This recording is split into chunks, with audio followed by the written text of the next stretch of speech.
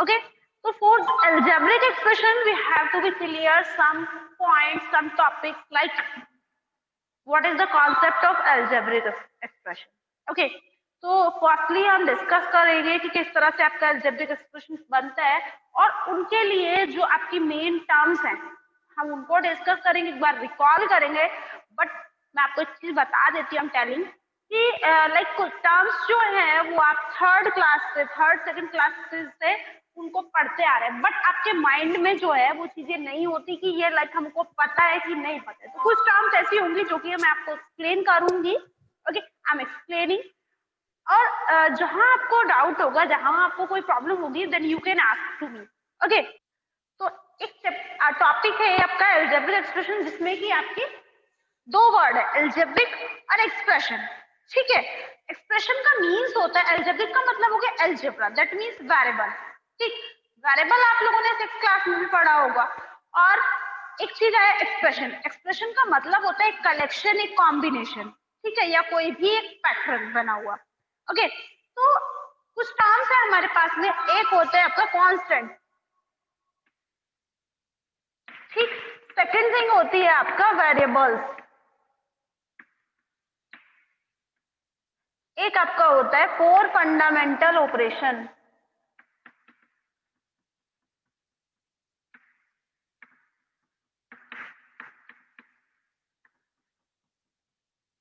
अगर आपको ये तीनों चीजें पता है, इन तीनों चीजों की हेल्प से हमारा फिर आता है देन अलजेब्रिक एक्सप्रेशन।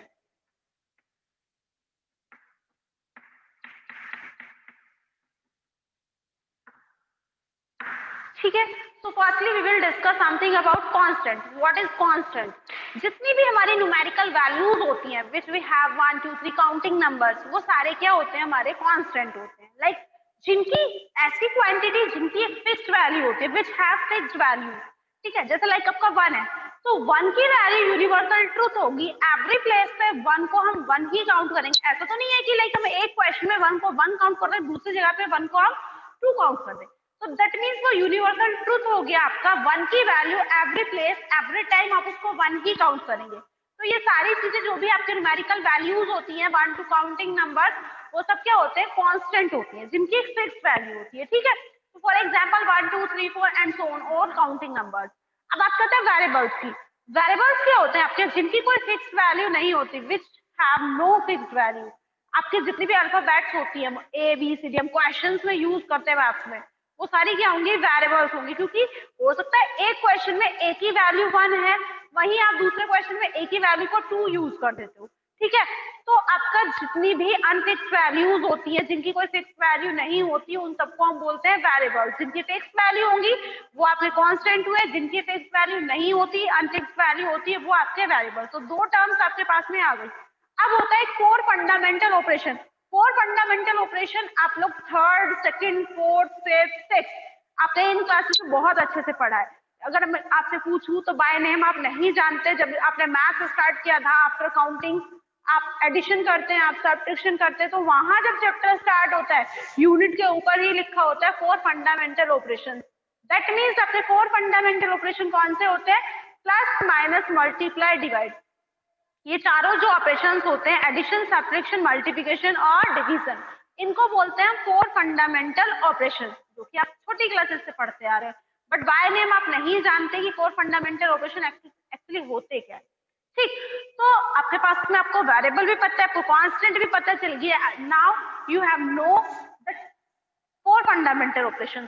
सो अगर आपको ये तीनों टर्म्स पता है, ये तीनों पॉइंट्स पता है, तो आप अलजेब्रिक एक्सप्रेशन का जो कॉन्सेप्ट है वो इजीली समझ सकते हैं। ठीक, तो अलजेब्रिक एक्सप्रेशन क्या है, what is the algebraic expression? So algebraic expression is a combination of variable and constant with the help of 4 fundamental operations. कि जब वेरिएबल्स और कांस्टेंट फंडामेंटल ऑपरेशन के साथ एक कॉम्बिनेशन बनाते हैं, कलेक्शन बनाते हैं, उस कॉम्बिनेशन को हम बोलते हैं अलजेब्रिक एक्सप्रेशन। ठीक है, फॉर एग्जांपल ये आपका ए है, ठीक है, तो ये हो गया आपका वेरिएबल, ये आ गया आपका फंडामेंटल ऑपरेशन, ये आ गया आपका कांस्टेंट। तो वेरिएबल, कांस्टेंट, फंडामेंटल ऑपरेशन, इन सबको मिला के कलेक्शन बना, और इस कलेक्शन को हम क्या बोलेंगे, एल्जेब्रिक एक्सप्रेशन। ठीक है, तो डेफिनेशन क्या हुई एल्जेब्रिक एक्सप्रेशन की आपकी? द कलेक्शन और a combination of variable and constant with the help of four fundamental operation is said to be an algebraic expression। कि जब कॉम्बिनेशन होता है किसका? वेरिएबल का एंड कांस्टेंट का, किसकी हेल्प के साथ? आपका फोर फंडामेंटल ऑपरेशन के साथ में, तो उस कलेक्शन को हम बोलते हैं एल्जेब्रिक एक्सप्रेशन। ठीक है बच्चे, हैव यू क्लियर? ठीक है, तो उसके बाद आपका आता है किसी भी जो आपका पॉलिनोमियल है या अलजेब्रिक एक्सप्रेशन है उसके जो टाइप्स है, तो उसके टाइप्स में आपका आता है मोनोमियल, बायनोमियल, ट्राइनोमियल, पॉलिनोमियल। ठीक है, तो उसकी डेफिनेशन किस तरह से हम एक्सप्लेन कर सकते हैं? तो आपका फर्स्ट है monomial, then binomial, then trinomial and then polynomial। Basically अगर हम देखें ये तीनों जो है मोनोमियल, बायनोमियल, ट्राइनोमियल, ये तीनों पॉलिनोमियल के ही टाइप है। जब आप सीनियर क्लासेस में जाओगे 9th क्लास में, 9th ऑनवर्ड, तो वहां इन सबको किस नेम से हम आइडेंटिफाई करते हैं? पॉलिनोमियल के नाम से। ये सब इसी के टाइप है। ठीक, तो लेकिन यहाँ जो है आपका स्टैंडर्ड, वहां आपको इसको एज अ शो करना है एज अ अलजेब्रिक एक्सप्रेशन। ठीक है, आपको यहाँ जो आप डेफिनेशन देंगे, जो आप कॉन्सेप्ट देंगे with the help of algebraic expression, क्योंकि पॉलिनोमियल क्या है? अलजेब्रिक एक्सप्रेशन का पार्ट है। ठीक, तो मोनोमियल में अगर आप देखें मोनो वर्ड आ रहा है, तो मोनो का मीन्स होता है वन। ठीक है, मोनो का मीन्स होता है वन। दैट मीन्स अब algebraic expression which have one term, एक ऐसा algebraic expression जिसमें सिर्फ एक टर्म होती है, सिंगल टर्म होती है, is said to be monomial। ठीक है, for example 5x, it has only one term। okay, so an algebraic expression which have a single term or you can say one term is said to be monomial। okay, फिर आइए binomial पे। तो binomial means bi, और bi का means होता है two. तो obvious सी बात है an algebraic expression which have two terms, एक ऐसा अलजेब्रिक एक्सप्रेशन जिसके पास में टू टर्म्स होंगी, तो उसको क्या बोलेंगे हम? बायनोमियल। फॉर एग्जांपल 2x + 3, यहाँ आपकी टू टर्म्स हो गई। ठीक, देन आफ्टर ट्राइनोमियल, तो N algebraic expression which have three terms, क्योंकि ट्राई मींस हो गया थ्री। ठीक, तो N algebraic expression which have three terms, तो जिसकी थ्री टर्म्स होंगी वो हुआ आपका ट्राइनोमियल। तो ये हो गया 3x + 4y + 6, तो ये क्या हो गया आपका थ्री टर्म्स का algebraic expression. And in the last polynomial, तो व्हाट इज, अब आप मुझे बता सकते हो what will be the definition of polynomial? यहाँ से पॉलिनोमियल की डेफिनेशन आप कैसे बताएंगे? N algebraic expression with one और मोर टर्म्स, जिसमें एक या एक से ज्यादा टर्म होती हैं, सेड टू बी पॉलिनोमियल। ठीक है, that means polynomial is a general form of monomial, binomial and trinomial. ठीक, so you can say an algebraic expression which have one or more term। ऐसा पॉलिनोमियल जिसमें एक या एक से ज्यादा टर्म होती है, हम उसको बोल सकते हैं पॉलिनोमियल। दैट मींस मोनोमियल जो है वो भी पॉलिनोमियल होगा, बायनोमियल भी पॉलिनोमियल होगा, ट्राइनोमियल भी पॉलिनोमियल होगा। ठीक है, you can say all are polynomial. Okay, then after आपके जो अलजेब्रिक एक्सप्रेशन है उसमें दो चीजें आती है, एक आती है लाइक टर्म्स और सेकंड इज अनलाइक टर्म। तो लाइक टर्म्स और अनलाइक टर्म को आप कैसे आइडेंटिफाई करेंगे? तो कोई भी आपका अलजेब्रिक एक्सप्रेशन है, टू और more algebraic expression which have same variable, ठीक, with the same power, means आपके दो या दो से ज्यादा पॉलिनोमियल या अलजेब्रिक एक्सप्रेशन जो है, अगर उनके पास सेम नंबर ऑफ वेरिएबल्स हैं, सेम वेरिएबल्स हैं, तो वो क्या होंगे? आपके लाइक टर्म्स। लेकिन अगर आपके सेम वेरिएबल्स नहीं है तो वहां आपके वो होंगे अनलाइक टर्म्स। फॉर एग्जांपल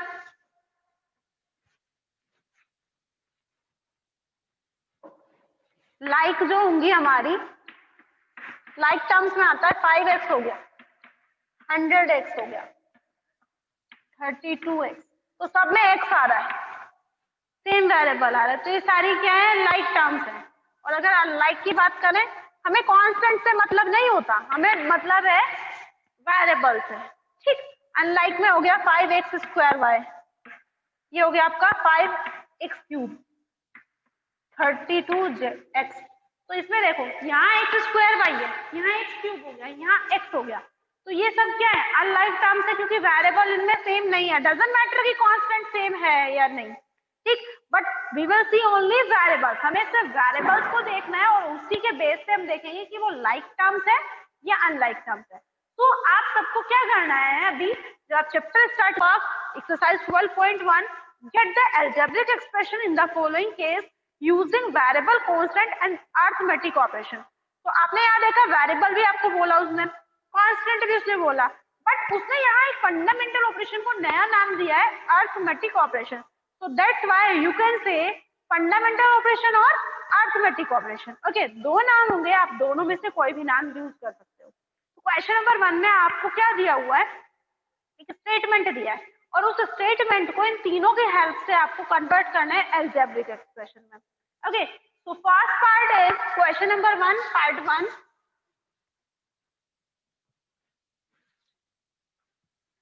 आपका फर्स्ट पार्ट है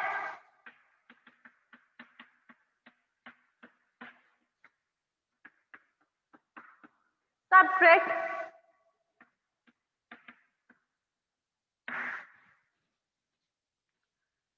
of z या z from y।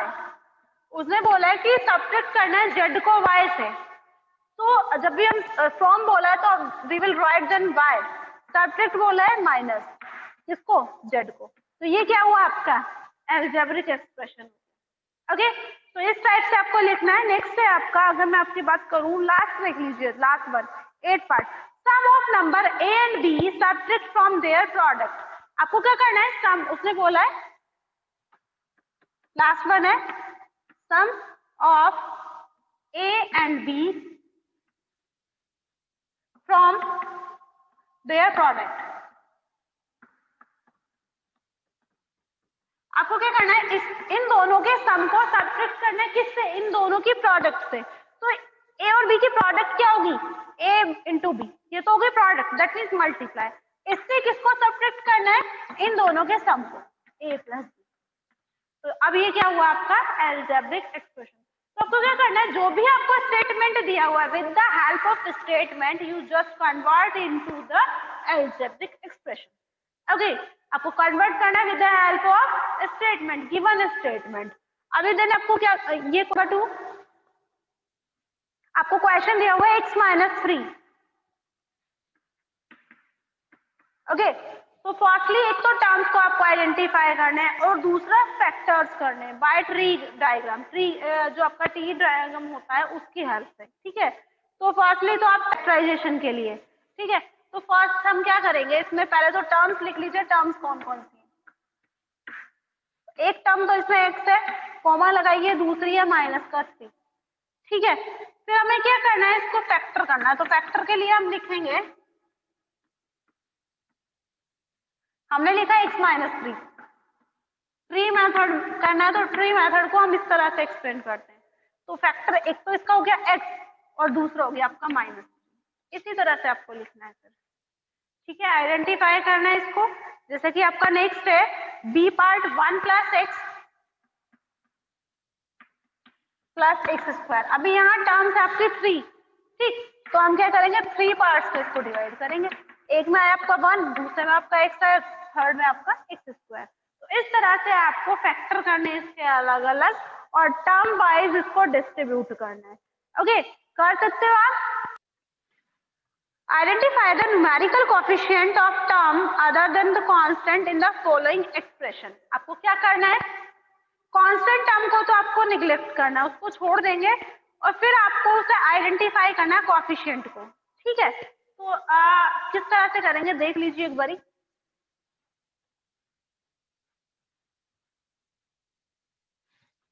आपको क्वेश्चन नंबर 3 है और first part is 5 minus 3t²। तो firstly we will see the constant term, उसको तो हमें निग्लेक्ट करना है, इग्नोर करना है। तो आपकी कांस्टेंट टर्म ये है क्योंकि इसमें वेरिएबल नहीं है। अब इस वाले टर्म में वेरिएबल है तो इसका कांस्टेंट कोएफिशिएंट हमें देखना है। तो यहाँ हम लिखेंगे कोएफिशिएंट बोला है ना उसने, तो कोएफिशिएंट में जो है आपका, हाँ coefficient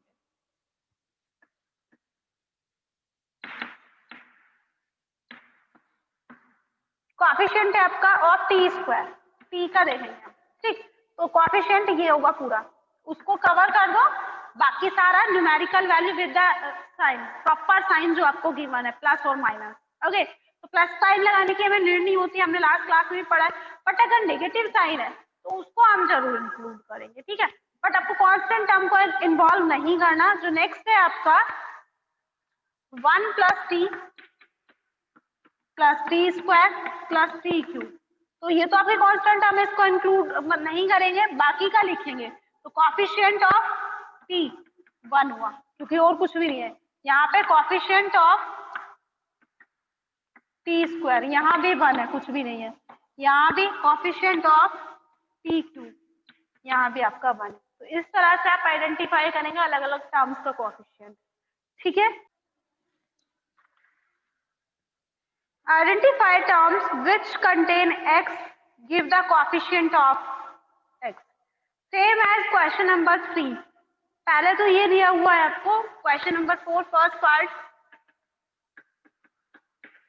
y square x plus y। Okay, firstly तो आपको उस टर्म को आइडेंटिफाई करना है जिसमें आपका x हो और फिर x का कोएफिशिएंट बताना है। तो पहले आप टर्म को लिख देंगे कि वो टर्म कौन सी है जिसमें x है। तो फर्स्ट आपकी टर्म है ये वाली y स्क्वायर x, ठीक है। एंड देन आपको कोएफिशिएंट लिखना है, तो कोएफिशिएंट होगा आपका कोएफिशिएंट ऑफ x। तो जो आपकी टर्म है उसमें आप x को कवर कर दीजिए, तो बाकी पोर्शन आपका कोएफिशिएंट बन जाएगा। तो दैट मींस y, ठीक है। इस टाइप से you can find out the coefficient of given term. Question number 5 classify into monomial, binomial, trinomial. आपको क्लासिफाई करना है कि कौन सा अलजेब्रिक एक्सप्रेशन मोनोमियल है, कौन सा बायनोमियल है, कौन सा पॉलिनोमियल है, according to term.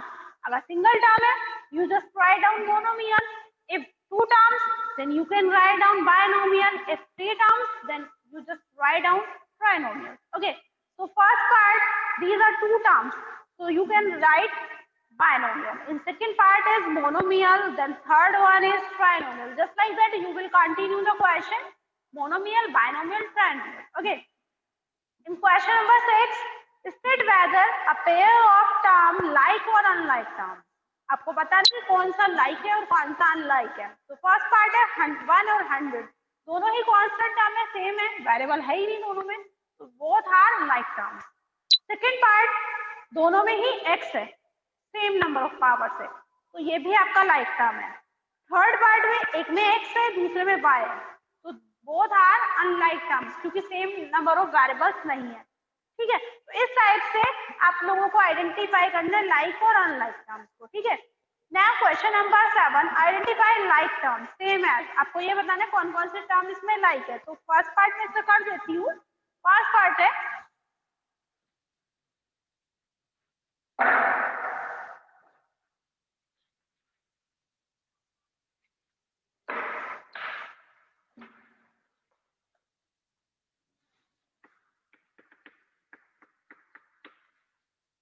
Minus X Y square comma minus 4y X square then 8x square then 2xy square then 7y then minus 11x square minus 100x minus 11yx 20x square y minus 6x square y 2xy and then 3x, ठीक है। इनमें आपको like terms को identify करना है which are same दिखाई दे, आप उस तरह से लिखते जाइए। तो फर्स्ट मैं टर्म वाइज लिखूंगी, ये है आपका X Y square minus X Y square. तो आप और टर्म देखिए जहाँ पे एक्स सिंगल हो वाई 2 टाइम्स हो, एक ये है, ठीक है। तो इसके साथ आ गया आपका 2xy²। और देखिए कोई टर्म ऐसी है जहाँ पे आपका x सिंगल हो y 2 टाइम्स तो नहीं है। देन आप ये हो गया आपका फर्स्ट पेयर।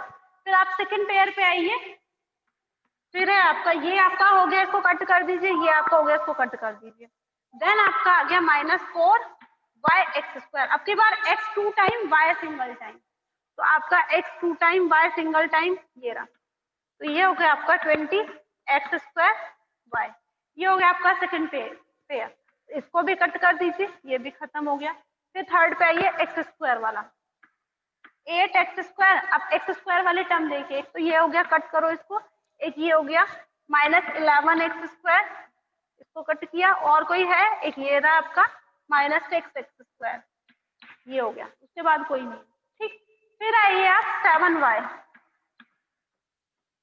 7y के साथ ये सिंगल y वाला, इसको कट कर दीजिए, ये हो गया, और कोई नहीं है। फिर आप आइए 100x, इसके साथ है 3x, इसको कट कर दीजिए, ये लाइक है। फिर आपका बचा -11y, एक ही y और एक ही x, इसके साथ आपका ये है 2xy, एक ही y एक ही x। तो इस तरह से आपको आइडेंटिफाई करना है लाइक टर्म्स को कि कौन कौन सी लाइक टर्म्स है, ठीक है। तो इस तरह से आप कर सकते हो क्वेश्चंस को आइडेंटिफिकेशन कर सकते हो लाइक और अनलाइक टर्म्स की। So this will be the your answer of question number 7. So now your exercise 12.1 has completed. You have to be done. You have to be completed in your notebook today only as a homework. Okay. Now have a nice day.